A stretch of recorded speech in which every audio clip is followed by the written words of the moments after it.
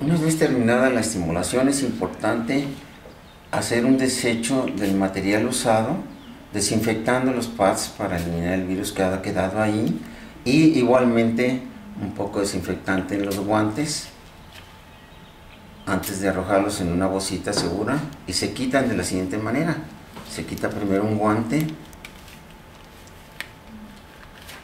se hace de alguna manera bolita y se coloca en la palma del otro, y finalmente se quita el otro envolviendo al primero, y ya junto con los pads se colocan en una bolsa y se desechan de una manera segura.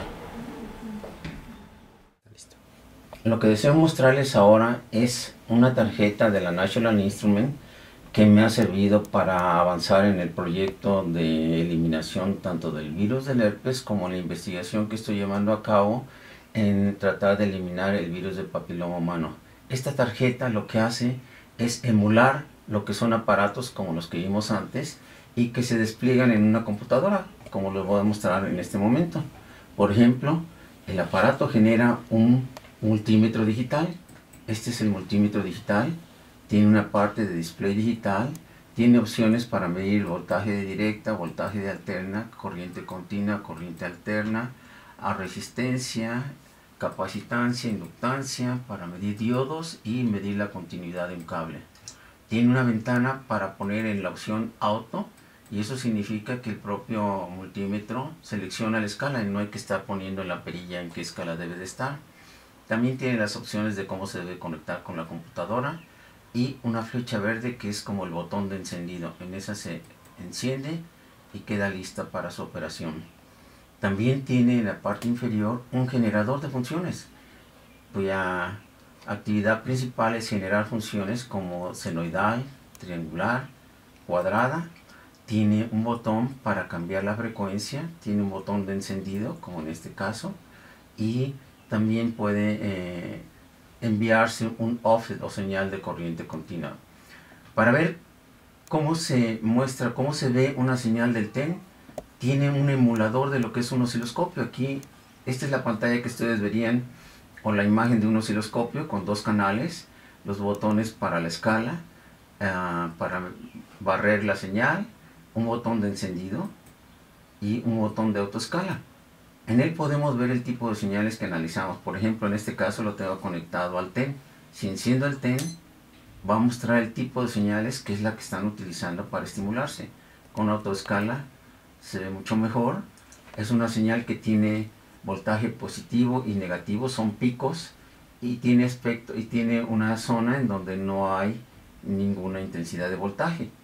Eso es lo que hace que la señal cause dolor. Cuando se suspende y se aplica, es lo que causa dolor en la persona. Cuando es continua, entonces no existe ese dolor. En la parte del generador de funciones vemos que tiene la opción de poder cambiar la frecuencia.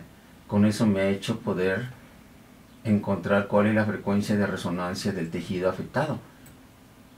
Ha sido realmente de una utilidad increíble el uso de esta tarjeta.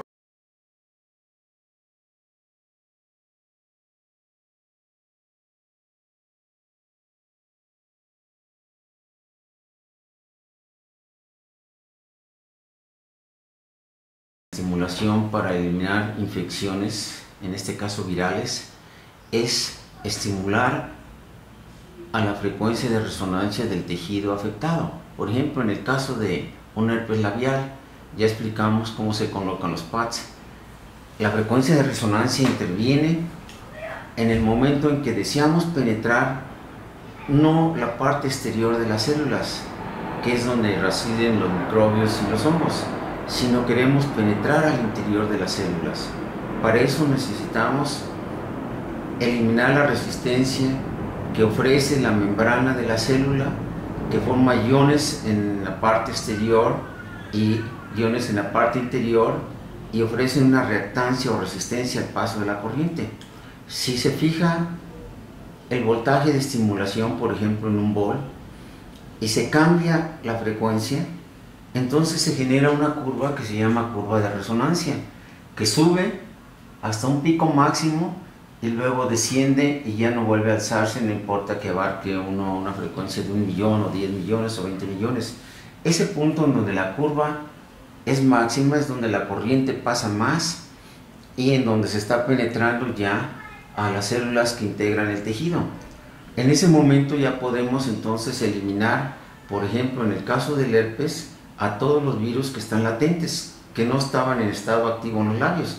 Por ejemplo, al estimular la cara a esta frecuencia podemos eliminar a todos los virus ocultos dentro de las terminales nerviosas que inervan toda la cara. Tiene su similar cuando se estimula, por ejemplo, una copa de cristal.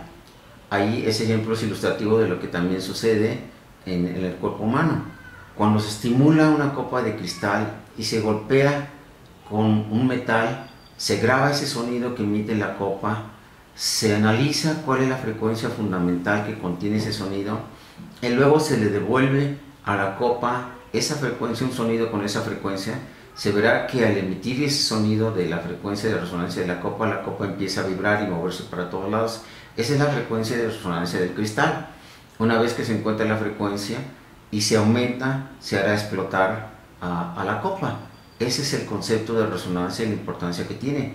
En el caso de la estimulación a la frecuencia de resonancia no se explotan los virus porque no tienen la misma estructura, sino lo que se hace es encontrar la frecuencia en la cual puedo penetrar a la célula que guarda los virus y una vez adentro aumentar un poco la intensidad de corriente y eliminarlos. Esa es la similitud que tiene el concepto de resonancia de un tejido con el de resonancia